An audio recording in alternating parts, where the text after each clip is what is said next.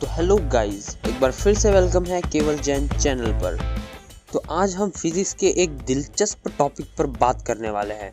सभी के मन में एक सवाल उठता है कि जब पक्षी बिजली के तार पर बैठते हैं, वो भी खुले तार पर, तब उनको करंट क्यों नहीं लगता। तो इसी डाउट को क्लियर करने के लिए आज मैं ये वीडियो बना रहा हूँ। तो चलिए शुरू करते हैं। लेकिन अभी तक आपने मेरा चैनल सब्सक्राइब नहीं किया है तो प्लीज पहले सब्सक्राइब कर ले। I go by my choice.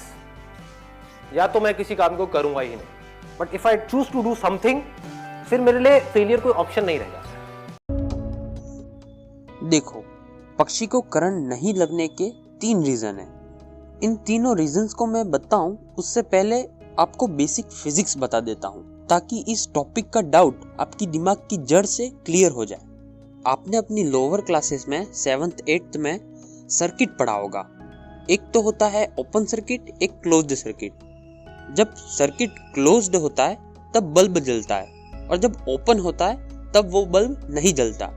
जब भी हमें करंट को किसी सर्किट से फ्लो कराना होता है तब कोई ना कोई लूप बनना चाहिए, एक क्लोज्ड लूप बनना चाहिए, तभी उसमें से करंट फ्लो होता है। तो जो पक्षी है वो एक सिंगल वायर पर बैठी हुई होती है, तो उसमें कोई लूप नहीं बन रहा होता है, जबकि करंट उस वायर से फ्लो हो रहा है, लेकिन लूप नहीं बनने के कारण उस पक्षी से करंट नहीं जाएगा, यानी कि उसे शॉक नहीं लगेगा। लेकिन जैसे ही पक्षी उसके पास वाले तार को छू जाती है तब वो क्लोज्ड लूप बन जाता है, और तुरंत ही वो उस पक्षी को वो तार उड़ा देगा, यानी कि वो पक्षी शॉक से जल जाएगा।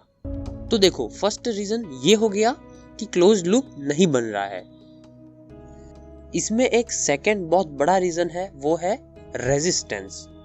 रेजिस्टेंस का मतलब होता है प्रतिरोध की क्षमता, करंट रोकने की क्षमता।